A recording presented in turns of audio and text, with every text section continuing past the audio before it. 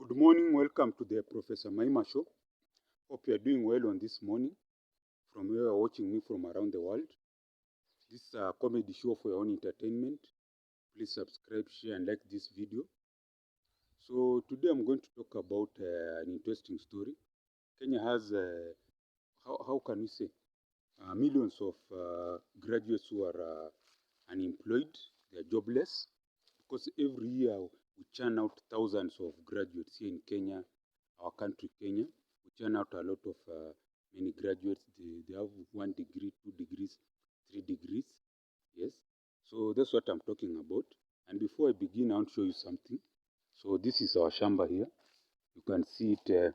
We have already removed the maize. Remember the maize we had planted, we have removed it. You can see we have removed all of it. We have removed all of it. So it has been waiting for the tractor. Tractor will come and then it will cultivate. The tractor will cultivate all this land, and then it will, after that, we'll again now plant the maize seeds. We'll dig holes and put in the maize seeds, and then they will grow, and then it will be another cycle. And the reason we're bringing the tractor about is to turn the soil, because when you plant crops up, the soil tends to lose its fertility. So that's what I'm talking about. So back to my story. Jobless graduates. So when I was young in school, there's a song we used to sing. Someni vijana mfanye pia bidii, mwisho wa kusoma utafanya kazi nzuri sana. So translation, it means go to school, work hard, give your best, and at the end of the day, you'll get a job. So that's what majority of graduates in Kenya are doing. So we got a job. When I finished, I did my master's, my first degree in education. I did my master's. Then afterwards, I went and I became a lecturer. But now when I entered the job market, it was part-time. They were not hiring full-time. Before that, before I joined, earlier on, what would happen, once you have a master's, you'll be taken as a tutorial fellow, and then you'll be earning some money from the university. And then with time, as you get your PhD, you'll be now integrated as a full-time lecturer and maybe a professor. Yes. But now those days you are doing adjunct, because the people who are already fully employed were still there.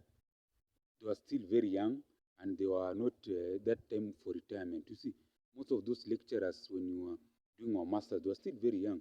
Even some of them are still there, you see. And also in the university space, many people were already in the space, many graduates. So the ones who are teaching us were still young, so they had a lot of years to go. They were pensionable. So back to my job. So I do part-timing for over, I think it was nearly even, I did part-timing for nearly, if I'm not wrong, for nearly 8 years. Then one day, I get up, I lose my job. Just like that, you lose job. And it was in that place I worked, they never did an interview for a job. They never even advertised full-time. Because the people who are working there, they're also still very young. And the other university where I had done my master's, I could also get a position, because anytime they would put advertisement, many people would apply. So it became very hard, isn't it? And I also said the people who taught us were still young, so they were still in those positions. You find the department has like 10 lecturers, and majority are below 50. So what do you expect? Maybe they'll work for another 20 years, isn't it? So it makes sense in my mind. So that's why I'm talking about jobless professors. So imagine if at that time I had knowledge like financial education, whereby I was earning $400 per month, but not consistently. Maybe once we close the school, I stay at home. Now those are lost months, isn't it? Now someone would have said they should have done many, taught in many places. That was good, yes. But see, the problem in teaching in many places, some places you teach, they don't pay you. Many of my friends, they'll teach in many places, and the universities will not pay them.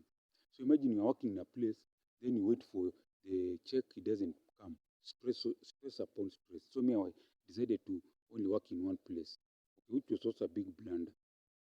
Then now, I was earning $400. So if I was earning this $400, if I had known and put the money in a circle, it would have been good.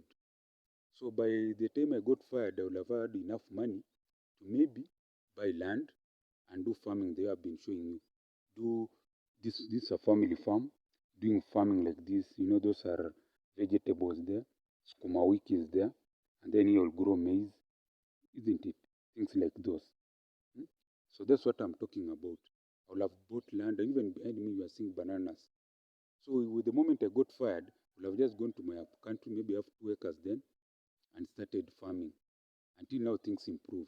And that's why the many graduates are not seeing, they're not having that knowledge. You see now, at least as we had jobs, they were coming. These days there are no jobs. So if you are a young graduate, you must think outside the box, especially social media. For now, you have to use what is there. Social media is earning young men a lot of money. Me, I find my students, some of them have on Facebook 10,000 followers, 10,000. On YouTube, even 1,000. I had a student of mine from another country, West Africa. On Facebook, he had over 100,000 followers.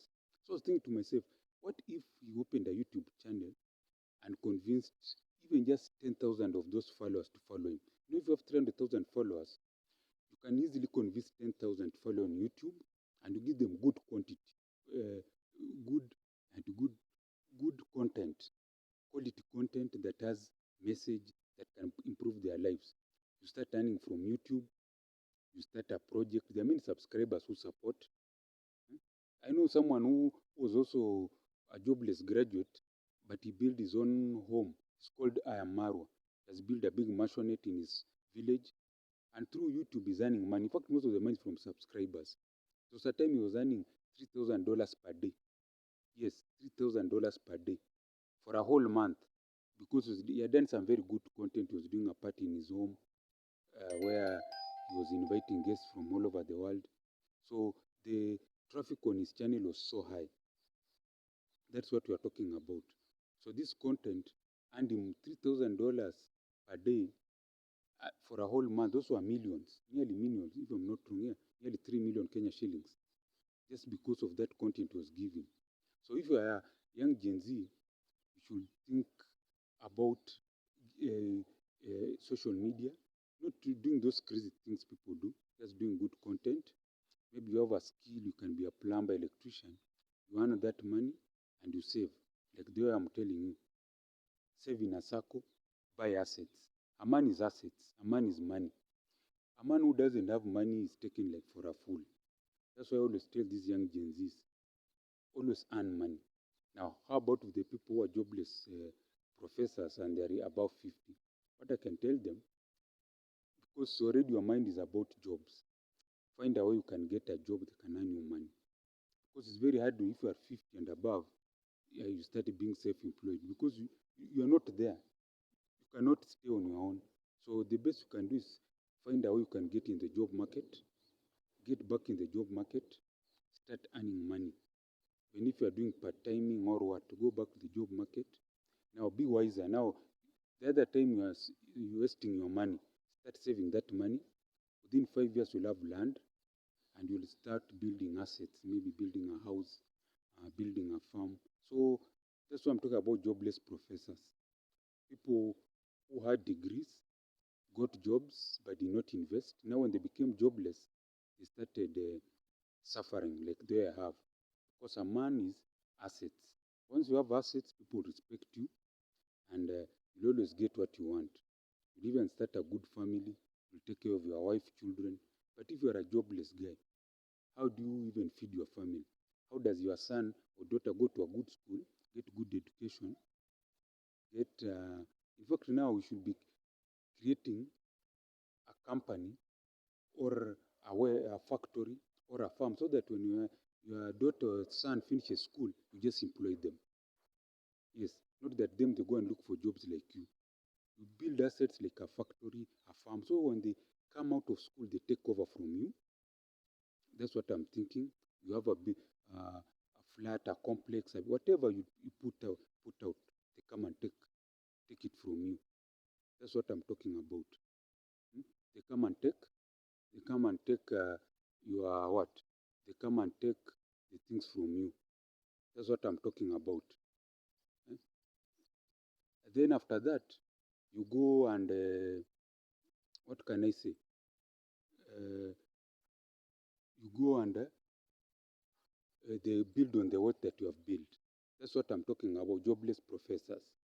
So lastly, I want to pray for you who is watching me, that you have a long life, that you have what? You become wealthy and rich. And also that's not only for you, your generation, and everyone there in your family. They have a long life. They become rich and prosperous, and all their dreams become reality, not only for you, your grandchildren, and all your generations. Also pray for myself to get $1 billion, to get 100 billion Kenya shillings to build the biggest technological university in Kenya, so that it can create employment and also train the future entrepreneurs, and also earn money for myself and also for the Kenyan government. Yes, and also create jobs for the young Gen Zs. So this is the Professor Maima show. If you have liked what I've said, send something on that number, +254 769 729 327. I repeat again, mobile M-Pesa, +254 769 729 327. And as I always say, kwaheri ya kuonana, kwaheri.